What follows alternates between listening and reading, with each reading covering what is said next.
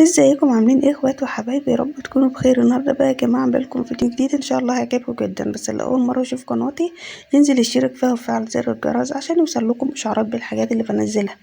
فيديو النهارده يا جماعه مليء بالافكار ومليء بالادوات والاجهزه الحديثه المنزليه اللي بتظهر يوميا عشان تساعدك طبعا في تطوير بيتك وكمان تحسينه وبتخليهولك على اكمل وجه.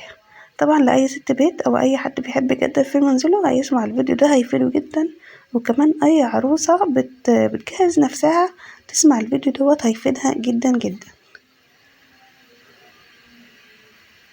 دي حافظات الطعام يا جماعة، بتحفظي الأكل فيها كده في التلاجة بشكل منسق وشكل جميل جدا.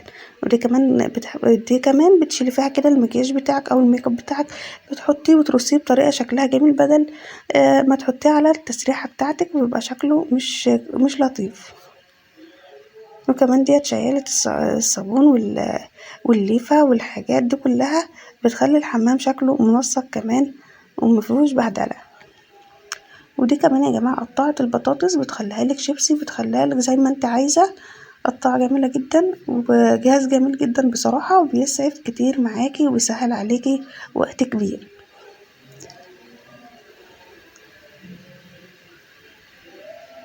وده طبق كمان مسليات بشكله جميل جدا، وممكن تحط التليفون بتاعك فيه كده.